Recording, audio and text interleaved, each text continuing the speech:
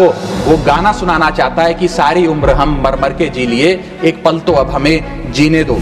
ये tax deduction भी नहीं है। टैक्स डिडक्शन होता है कि फर्ज करिए आपने साल में 15 लाख रुपए कमाए, लेकिन जैसे ही 12 लाख से ज्यादा, फर्ज करिए आपने 12 लाख 1,000 रुपए कमाया, तो पूरे 12 लाख 1,000 पे आपके स्लैब अनुसार आपसे इनकम टैक्स में। कोई मकान बेचते हैं, सोना बेचते हैं, इक्विटीज बेचते हैं, शेयर्स बेचते हैं, उस पर जो कैपिटल गेन पे, मुनाफे पे लगता है टैक्स, वो इस 12 लाख की सीमा में नहीं आएगा, उस पर आपको अतिरिक्त टैक्स। सर लेकिन इस 12 लाख की रियायत से कितने लोगों को भारत देश में फायदा हुआ, यह भी समझने की आवश्यकता है। 40 करोड़ की आबादी वाले देश में रहते हैं, जिसमें मात्र 8 करोड़ लोग, सर मिडिल क्लास इस देश का सबसे देशभक्त क्लास है, जो सबसे ज्यादा टैक्स देता है। और सर जब नौकरी से लौटता हुआ साधारण पैंट शर्ट पहने मिडिल क्लास का आदमी मेट्रो की लाइन में खड़ा होता है, तो उसे यह चिंता नहीं होती कि घर जाकर कौन सी पिक्चर देखूंगा या कौन सा पकवान खाऊंगा।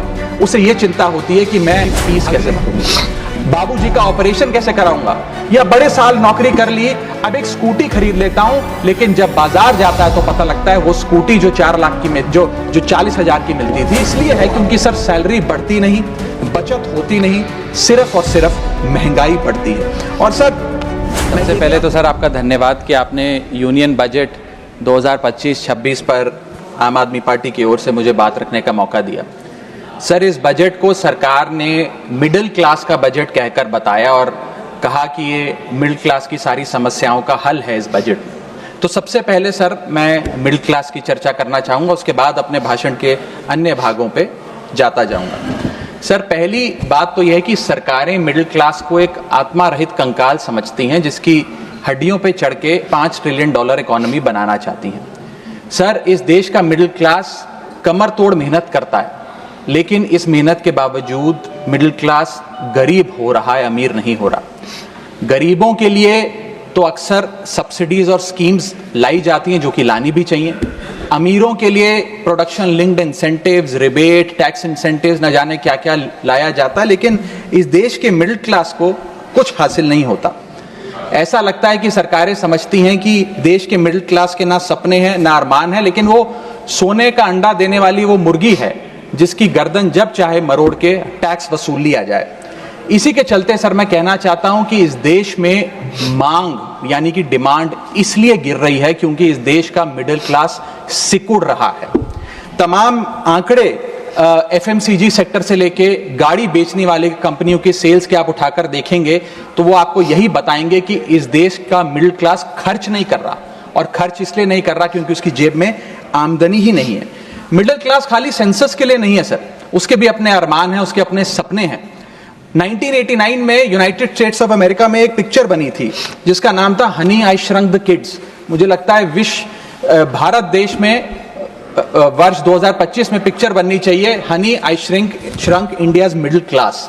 सर मैं आपको साफ तौर पे बताना चाहता हूं कि मिडिल क्लास टैक्स उससे वसूला जाता है जैसे उससे किसी अधिकार से हम टैक्स ले रहे हैं और सुविधा उसको एहसान मुताबिक दी जाती है। सर नेस्ले इंडिया के अभी आंकड़े आए जो इस देश की सबसे बड़ी एफएमसीजी कंपनियों में आता है, उस आंकड़ों में यह पता लगा कि 8 वित्तीय वर्षों में इस वर्ष सबसे कम ग्रोथ उन्होंने दर्ज कराई। और जब नेस्ले इंडिया के चेयरमैन से यह बात पूछी गई कि क्यों आप अपनी लोएस्ट ग्रोथ पर आ गए, तो नेस्ले इंडिया के चेयरमैन ने कहा कि भारत का मिडिल क्लास खरीद नहीं रहा, भारत का मिडिल क्लास सिकुड़ रहा है।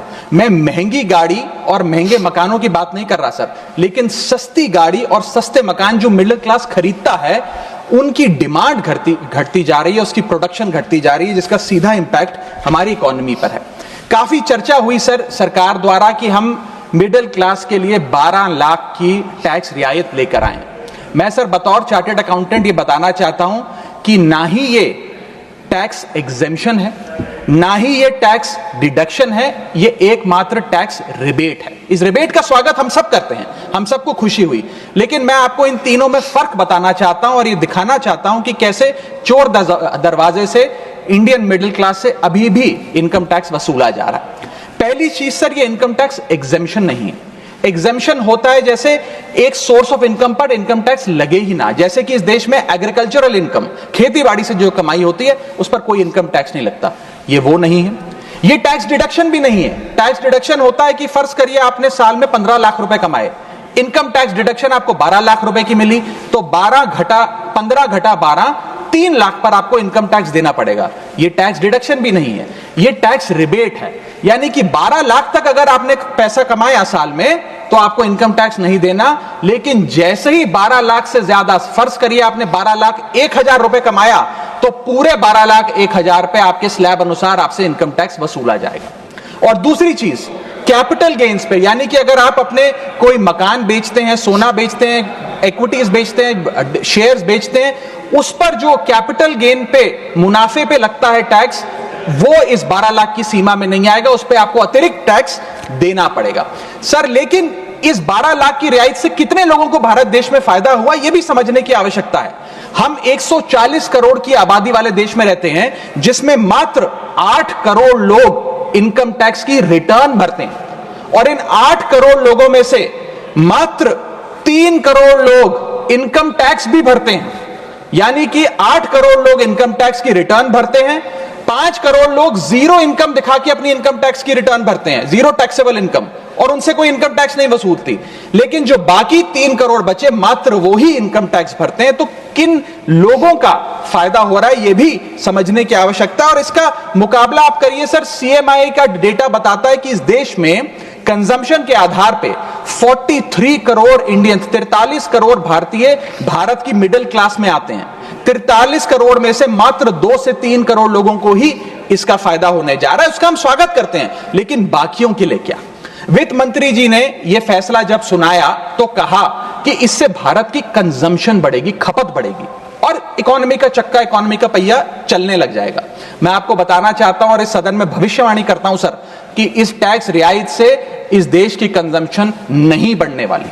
अगर आप वास्तव में इस देश की खपत यानी कि कंजम्पशन बढ़ाना चाहते हैं, तो आपको इनकम टैक्स के साथ साथ जीएसटी नाम का टैक्स कम करना पड़ेगा, क्योंकि जीएसटी वो टैक्स है जो इस देश का अमीर से अमीर आदमी और गरीब से गरीब आदमी भी देता है। जब गरीब आदमी अपने घर में चूल्हा जलाने के लिए माचिस खरीदता है तो उस पर भी जीएसटी देता है, और अमीर आदमी जब सफर करने के लिए मर्सिडीज और बीएमडब्ल्यू खरीदता है उस पर भी जीएसटी देता है। जीएसटी वो लोग भी देते हैं जो इनकम टैक्स नहीं भरते, जीएसटी वो लोग भी देते हैं जिनको सरकार, उन 80 करोड़ भारतीयों को जिनको फ्री राशन देती है, जीएसटी उनसे भी वसूला जाता है। तो सही मायने में अगर आप भारत में खपत यानी कि कंजम्पशन को बढ़ाना चाहते हैं, इकोनॉमी रिवाइव करना चाहते हैं, तो आपको जीएसटी कम करना पड़ेगा और जीएसटी स्ट्रीमलाइन करना पड़ेगा।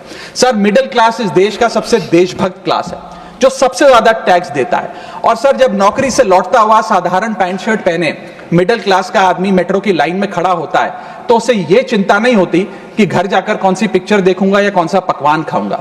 उसे यह चिंता होती है कि मैं अगले हफ्ते अपने बच्चों की फीस कैसे भरूंगा, बाबूजी का ऑपरेशन कैसे कराऊंगा, या बड़े साल नौकरी कर ली, अब एक स्कूटी खरीद लेता हूं, लेकिन जब बाजार जाता है तो पता लगता है वो स्कूटी जो 4 लाख की, जो 40,000 की मिलती थी, वो अब 1 लाख रुपए की मिलने लगी, या वो ऑल्टो गाड़ी जो 3-3.5 लाख की मिलती थी अब 10 लाख रुपए की मिलने लगी। ये सच्चाई है सर, और इसलिए है क्योंकि सर सैलरी बढ़ती नहीं, बचत होती नहीं, सिर्फ और सिर्फ महंगाई बढ़ती है। और सर मैं ये भी आपको बताना चाहूंगा, रिपोर्ट्स बताती है, इकोनॉमिक सर्वे ऑफ इंडिया बताता है कि सैलरी औसतन मात्र 3% बढ़ी है पिछले वित्तीय वर्ष में, जबकि food inflation 10%, health care inflation 15%, और कंज्यूमर प्राइस इन्फ्लेशन और न जाने कितनी इन्फ्लेशन तो इनसे कहीं ज्यादा ऊपर आंकड़ों पर आज मंडरा रही है, लेकिन उसके मुकाबले सैलरी मात्र 3% बढ़ी। सर देश का मिडिल क्लास एक बहुत बड़े डेट ट्रैप में भी फंसने जा रहा है। मैं ये भी भविष्यवाणी आज करना चाहूंगा, क्योंकि भारत का household debt to GDP ratio आज 40% पे खड़ा हो गया। सरल भाषा में बताऊं तो भारत के मिडिल क्लास परिवार आज रोजमर्रा के जीवन के लिए, अपने डेली एक्सपेंसेस के लिए लोन लेने पर मजबूर हो गए हैं, चाहे वो पर्सनल लोन हो, चाहे वो क्रेडिट कार्ड के जरिए हो, या चाहे वो अन्य प्रकार से फाइनेंशियल इंस्टीट्यूशन से ब्याज पर पैसा लेना हो। यानी कि जो सैलरी 1 तारीख को आती है, वो पहले ही आपके रोजमर्रा के जीवन में जो आपने खर्चा करने के लिए ब्याज पर पैसा लिया हुआ है उसके भुगतान में लग जाती है, और इंडिया का मिडिल क्लास एक डेट ट्रैप में फंसता जा रहा है। ये लोन कोई मकान बनाने के लिए या दफ्तर खरीदने के लिए या एसेट क्रिएशन के लिए नहीं है, ये day to day expenses meet करने के लिए, जो भारत के मिडिल क्लास को एक डेट ट्रैप में खड़ा करता जा रहा है। सर सैलरी तो 7 तारीख को आती है महीने की, लेकिन 1 तारीख को मकान मालिक आ जाता है दरवाजे पे दरवाजा खटखटाने की किराया दो। और सारी उम्र काम करने के बाद एक मिडिल क्लास का आदमी सोचता है कि अंत में रिटायरमेंट के समय एक छोटा सा अपना मकान, जमीन खरीद के मकान बनाऊंगा। जमीन खरीद के मकान बनाना तो छोड़िए सर, आज रियल एस्टेट के प्राइसेस आपकी अर्निंग्स, मिडिल क्लास की अर्निंग्स के मुकाबले इतने ज्यादा हैं कि रिटायरमेंट 2-3 जन्म काम करने के बाद, रिटायरमेंट लेने के बाद भी शायद वो 2 BHK अपार्टमेंट भी नहीं खरीद पाएगा। इसीलिए मिडिल क्लास आज सरकार को वो गाना सुनाना चाहता है कि सारी उम्र हम मर मर के जी लिए, एक पल तो अब हमें जीने दो। सच्चाई यह है सर कि मिडिल क्लास के घरों में जब कभी शादी का कार्ड आता है तो चिंता हो जाती है कि सगन में कितना पैसा देना पड़ेगा और साथ ही साथ नया सूट सिलवाना पड़ेगा, ट्रेन का खर्चा हो जाएगा, एटसेट्रा।